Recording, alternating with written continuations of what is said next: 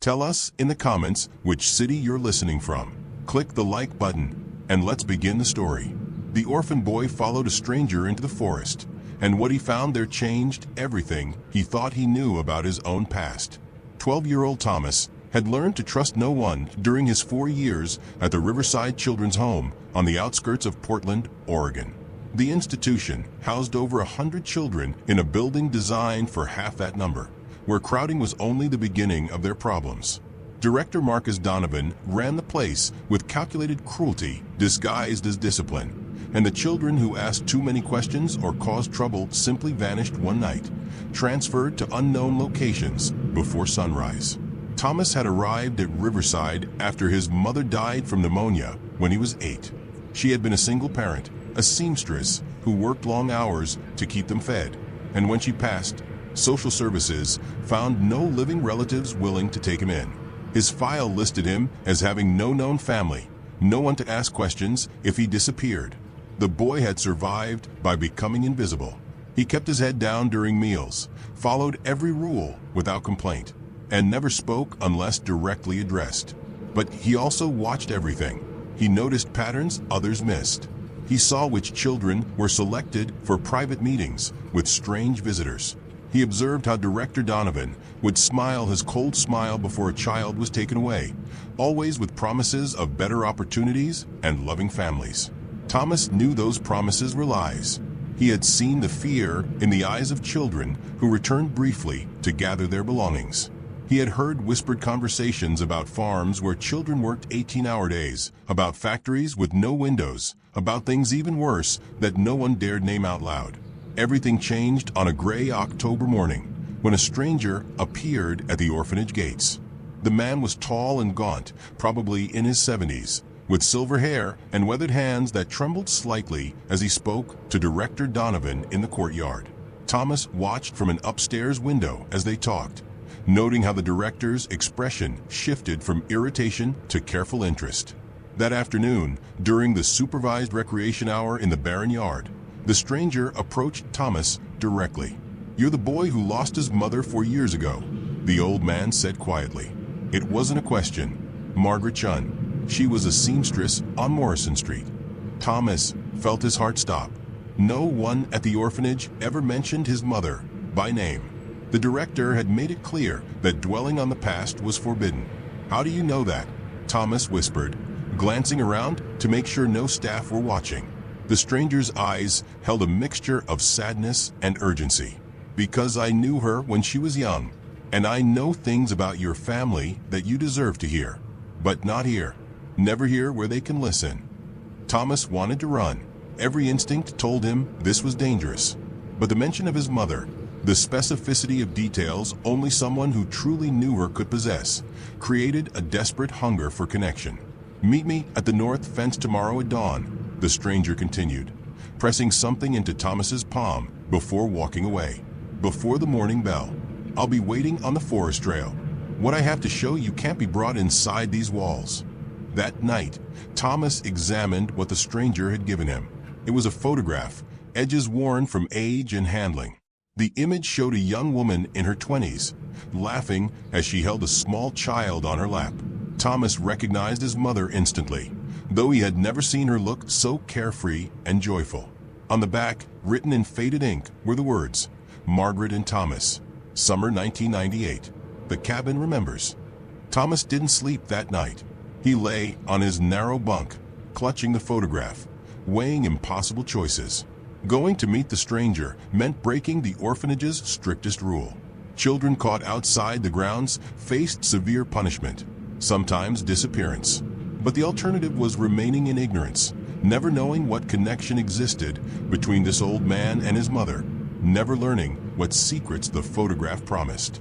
By the time pale light began filtering through the dormitory windows, Thomas had made his decision.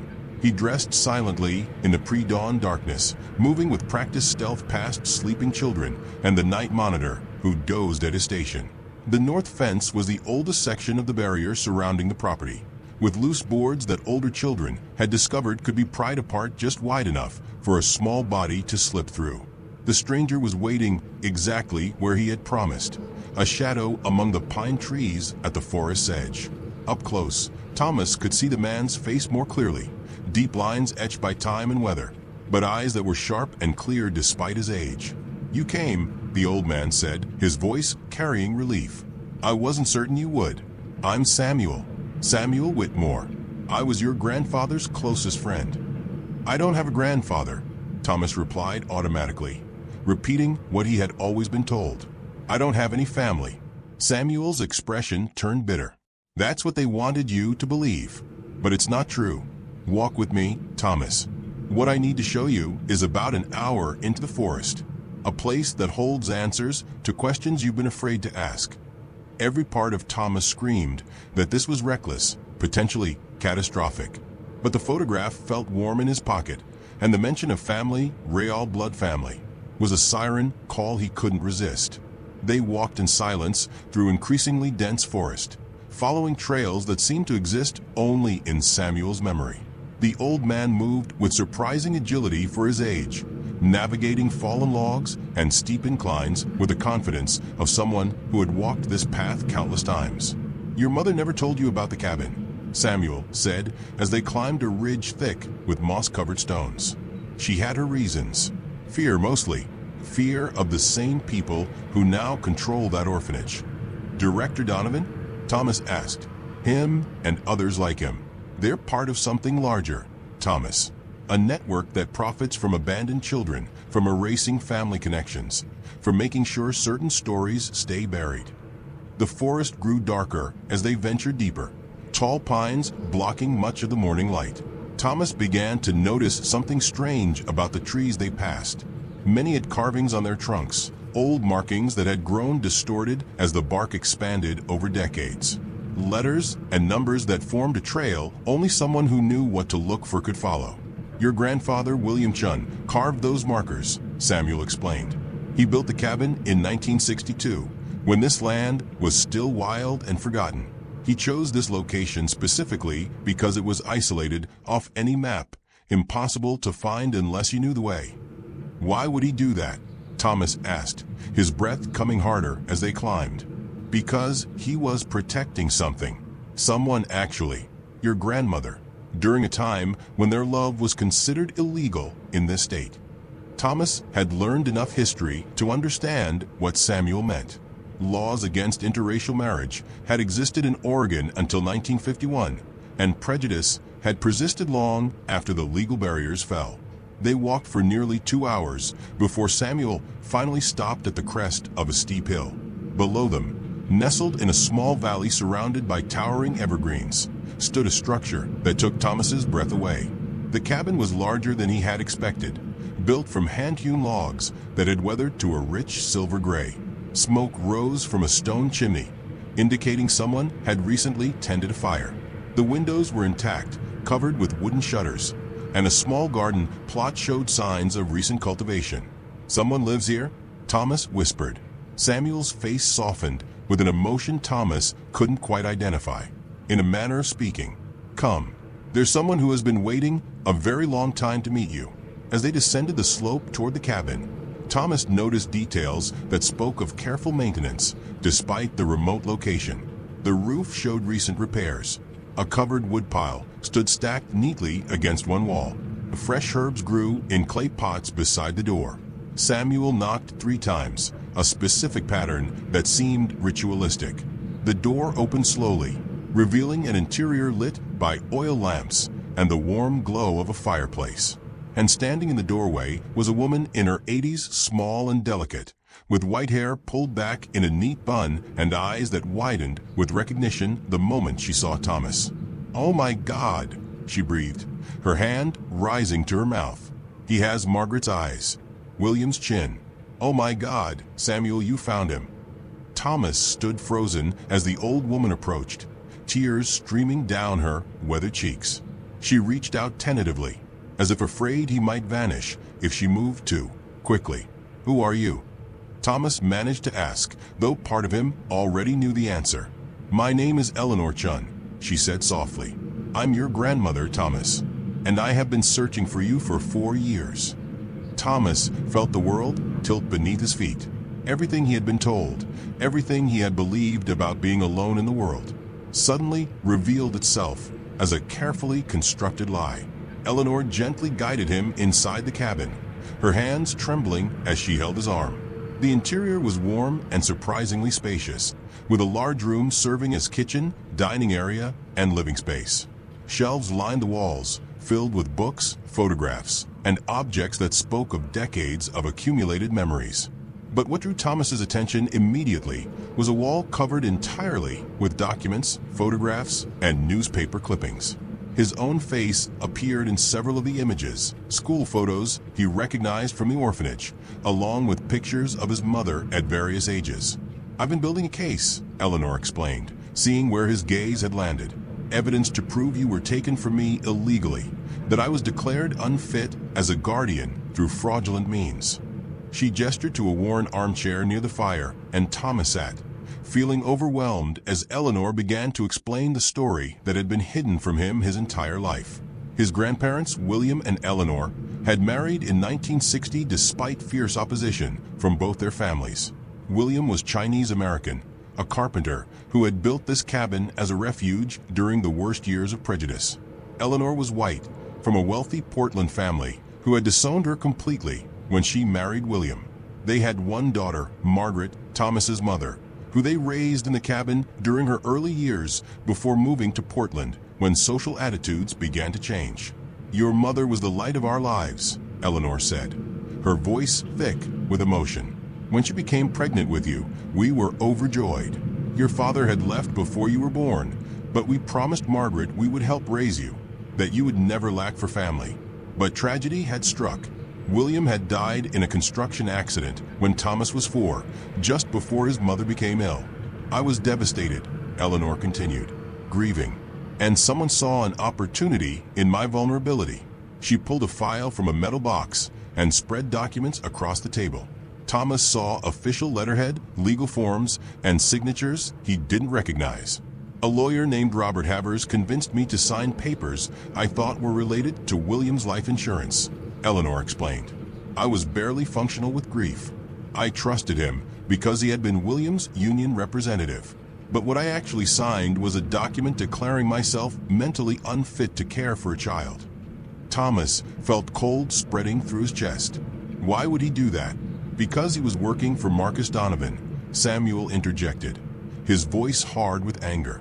Even then, Donovan was building his network, identifying vulnerable families, manufacturing reasons to place children in his care. Children with no one to ask questions. Children who could disappear into his system. Eleanor's hands shook as she continued. "When your mother died, I tried to claim you, but the state had records showing I was mentally incompetent. The same lawyer who had tricked me represented the orphanage in custody hearings. I was denied even visitation rights. Why didn't you fight harder?" Thomas asked, unable to keep the accusation from his voice. Eleanor's eyes filled with fresh tears. "I did fight. For 2 years, I fought with every resource I had, but I had no money for better lawyers. The courts sided with institutional authority over a grieving widow they believed was unstable. Eventually, I was told that continuing to pursue the case would be considered harassment, that I could face criminal charges." She reached across the table and took Thomas's hand. "So I changed tactics. I couldn't get you through the legal system, but I could gather evidence.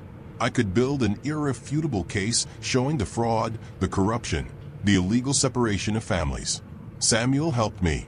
He spent years documenting Donovan's network, tracking children who disappeared, interviewing families who had been similarly deceived." Samuel pulled out another box, this one filled with manila folders. "We have proof that Donovan has placed over 200 children in situations ranging from exploitative labor to far worse. We have financial records showing payments from front companies that purchase children like commodities. We have testimony from social workers who were pressured to falsify reports. But we needed time," Eleanor added. "Time to build a case so solid that Donovan's connections couldn't bury it. Time to find allies in law enforcement who weren't part of his network. And most importantly, we needed you to be old enough to testify about what you witnessed inside that institution. Thomas felt his mind reeling. You've been watching me? All these years. Samuel took a job as a maintenance worker at businesses near the orphanage. Eleanor admitted. He couldn't get inside, but he could see you during outdoor periods, confirm you were alive and as safe as possible. We've been waiting for the right moment, when you were old enough to understand, old enough to choose to help us bring down the system that stole you from your family. Thomas stood abruptly, pacing the small cabin. Part of him wanted to rage at the years of loneliness, at the grandmother who had been alive the entire time he believed himself orphaned. But another part, the part that had developed sharp survival instincts, understood the brutal calculus they had faced. What happens now, he asked.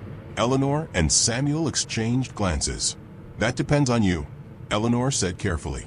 We have enough evidence to go to federal authorities. Child trafficking, fraud, corruption of public officials. But the key testimony would need to come from you, describing what you witnessed inside Riverside, identifying the visitors, confirming the pattern of disappearances. They'll know I'm gone by now, Thomas said, reality crashing back. Donovan will have people searching. Let them search, Samuel replied with grim satisfaction. They won't find this place. No one has found it in 60 years. And we have supplies to last months if necessary. By the time we emerge, we'll have contacted the right authorities, people outside Donovan's sphere of influence. Thomas walked to the wall covered with evidence, studying the photographs of children who had passed through Riverside.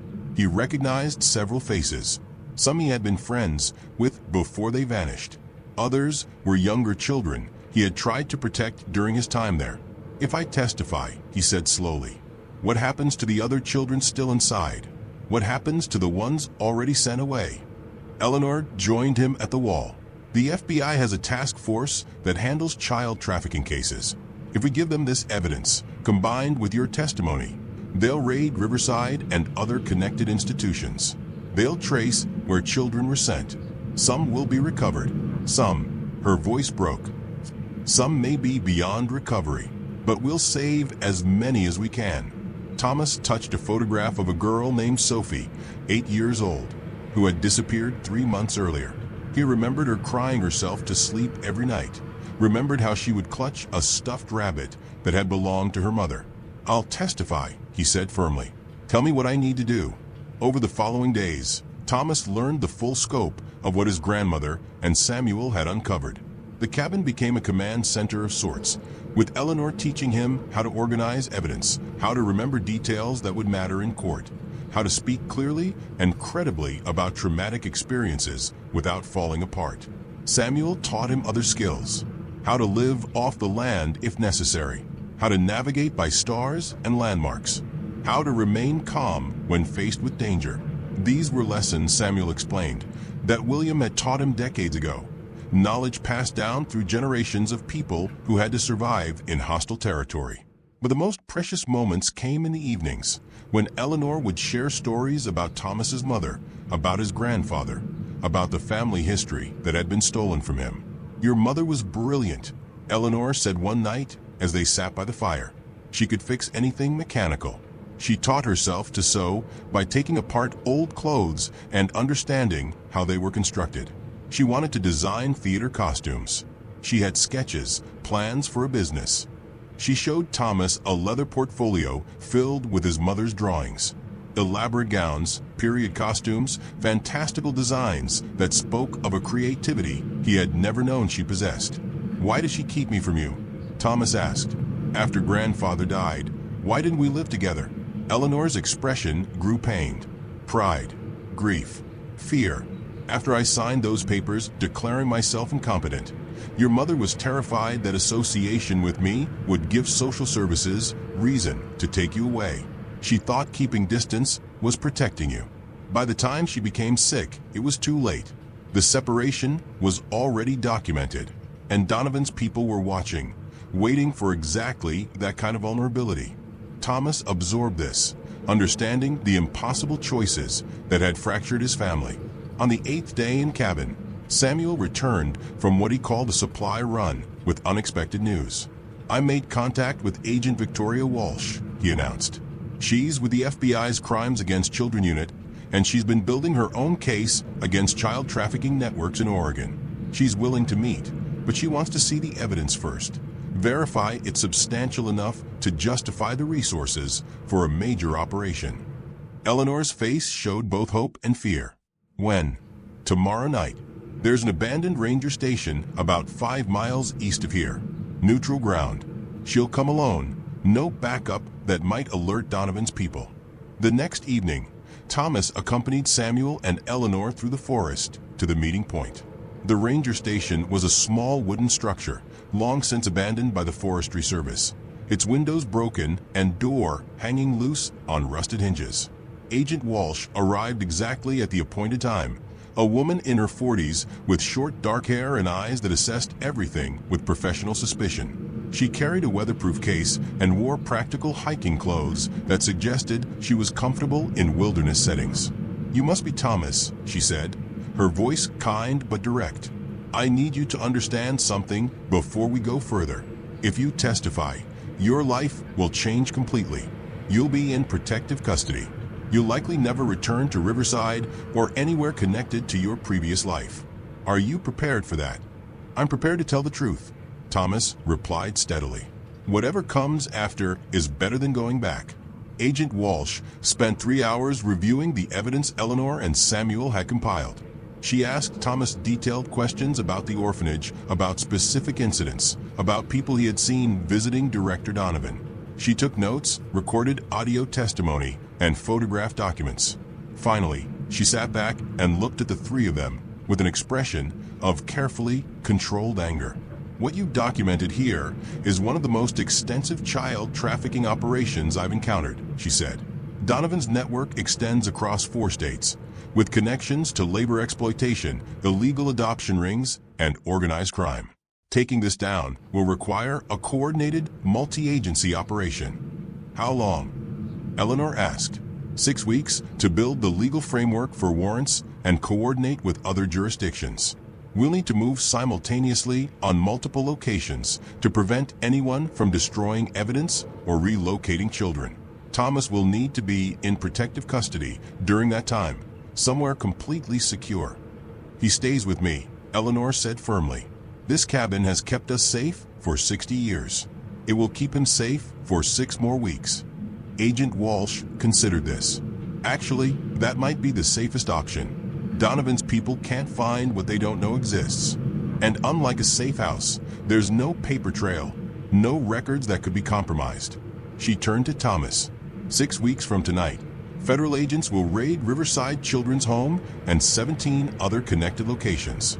You'll be escorted to a secure facility where you'll give your complete testimony. After that, we'll discuss long-term placement options. Is your grandmother prepared to petition for custody?" "I have lawyers ready," Eleanor confirmed. "Good ones this time. People who specialize in overturning fraudulent guardianship rulings." "Then let's proceed," Agent Walsh said. "I'll return in 6 weeks. Until then, you don't exist. None of you exist. Complete silence, no contact with the outside world, no mistakes." The 6 weeks that followed were the strangest and most profound of Thomas's life. Cut off from the modern world, living by firelight and oil lamps, he experienced something he had never known: the feeling of belonging to a family. Eleanor taught him to cook his grandfather's recipes. She showed him how to forage for mushrooms and edible plants. She read to him from books William had collected, including journals his grandfather had kept documenting the construction of the cabin and the life they had built together. Samuel visited twice, bringing supplies and updates on the outside world.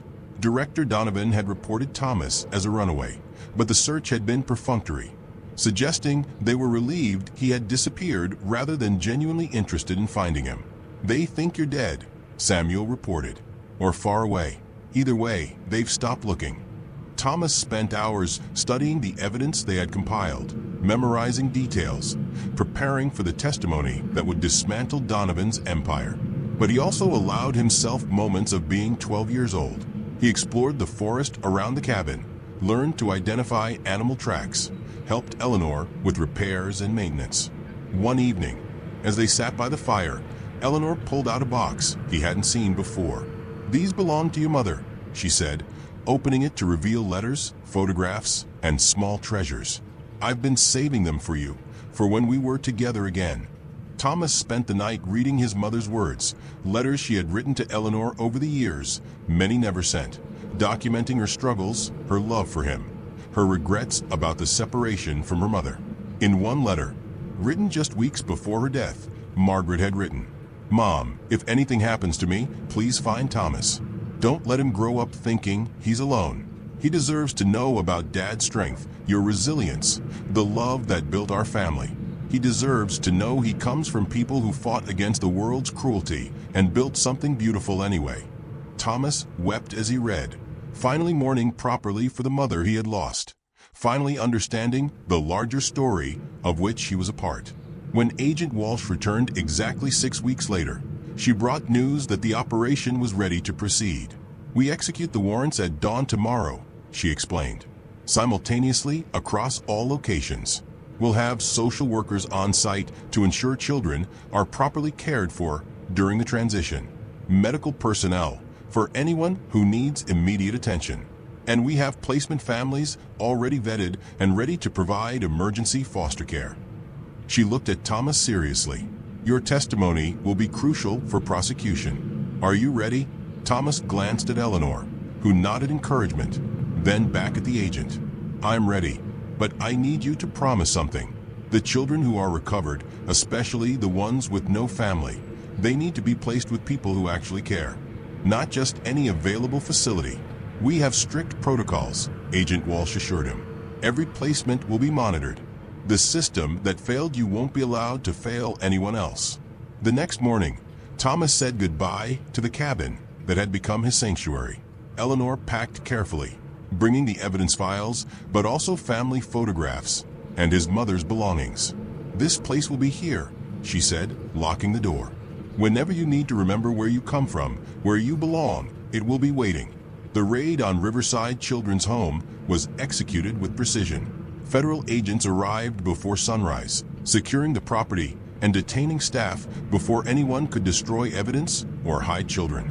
Director Marcus Donovan was arrested in his private quarters, surrounded by files he had been attempting to burn in his fireplace. 73 children were removed from the facility and transported to emergency care centers. 17 other locations connected to the trafficking network were raided simultaneously, recovering an additional 142 children from exploitative situations. Thomas watched from a secure vehicle as agents led Donovan out in handcuffs. The director's carefully maintained composure had shattered. He looked old and small, stripped of the power he had wielded over so many vulnerable children. Over the following months, Thomas testified in multiple proceedings. His detailed accounts, corroborated by physical evidence and testimonies from other survivors, formed the foundation of cases that ultimately sent Donovan and 37 associates to federal prison on charges ranging from child trafficking to fraud to conspiracy. The trials attracted national attention. Eleanor's story of being fraudulently separated from her grandson became a catalyst for reforms in child protective services. Laws were strengthened to prevent similar manipulation of vulnerable families. Oversight protocols were implemented for private children's homes. But for Thomas, the most meaningful outcome was simpler and more personal. 6 months after the raids, a judge overturned Eleanor's incompetency declaration, ruling that she had been the victim of deliberate fraud designed to facilitate child trafficking. Thomas's custody was officially transferred to his grandmother, formalizing what had always been his birthright. They didn't immediately return to Portland. Instead, they spent a year living primarily in the cabin, with occasional trips to town for supplies and legal matters. Eleanor homeschooled Thomas, helping him catch up academically while also teaching him the skills William would have passed down. During this time, they also maintained contact with other children who had been rescued from the network. Many had found loving foster families or been reunited with relatives who had been searching for them. Others were still in the system, struggling with trauma and uncertainty. Eleanor had an idea. What if we used this cabin, this land, as something more? A retreat center for children recovering from trafficking, a place where they can heal away from institutions, surrounded by nature and people who understand what they survived. Thomas loved the concept immediately. With help from Agent Walsh and funding from Settlements Against Donovan's network, they began expanding the property. Additional cabins were built, a therapy center, educational facilities, gardens where children could work with the earth and grow things, reclaiming a sense of agency and nurture. The Chun Family Sanctuary opened 2 years after Thomas's rescue. It could house 12 children at a time, providing intensive trauma treatment in a setting that felt more like summer camp than clinical facility. Thomas, now 14, became an informal counselor. He understood what the children had experienced in ways no adult therapist could fully grasp. He knew how to talk to kids who had learned to trust no one, who startled at sudden movements, who needed proof that safety was real and not another lie. Samuel, still vigorous despite his advancing age, taught carpentry and wilderness skills. He showed children how to build things with their hands, how to navigate by stars, how to survive and thrive in situations that seemed impossible. And Eleanor provided what every child there desperately needed: the unwavering love of a grandmother who had fought against institutional power and won, who had never stopped believing that family was worth any sacrifice. 3 years after his rescue, Thomas stood before a group of newly arrived children, kids who had just been extracted from situations similar to what he had survived. They looked at him with wary eyes, not yet believing they were truly safe. "I know you're scared," he told them. "I know you think this might be another lie, another place that will hurt you. I thought the same thing when I first came here. But here's what I learned. There are people in this world who do terrible things to children. But there are also people who will burn down their whole lives to protect us, who will wait years to build a case, who will risk everything to make sure we're safe." He gestured to Eleanor, who smiled from the cabin doorway. "That's my grandmother. For years ago, I didn't even know she existed. I thought I was alone in the world. Now I know I was never alone, not really. She was fighting for me every single day, even when I couldn't see it. And now we're both fighting for you." One of the children, a girl about 10 years old, raised her hand tentatively. "What if no one's fighting for us? What if we really are alone?" Thomas crouched down to her level. "Then we fight for each other. That's what family really means. Not blood, not documents. It's choosing every day to protect and love each other, no matter what the world throws at us." That evening, as the sun set over the forest that had hidden so many secrets and protected so many lives, Thomas sat with Eleanor on the cabin's porch. "Your grandfather would be proud," she said, watching children who had arrived traumatized now playing freely in the clearing. "He built this place to protect our love from a cruel world. Now it's protecting children from that same cruelty." Thomas thought about the journey that had brought him here. The years of fear and loneliness at Riverside. The morning he chose to follow a stranger into the forest. The discovery that he had never been truly orphaned, just separated from family who had never stopped fighting to reclaim him. "Do you ever regret not fighting harder at the beginning?" he asked. "Not trying to take me back by force?" Eleanor considered the question carefully. "I used to regret it every single day. But now I understand that sometimes you have to lose a battle to win a war. If I had tried to take you illegally, we would both be fugitives. We couldn't have gathered the evidence.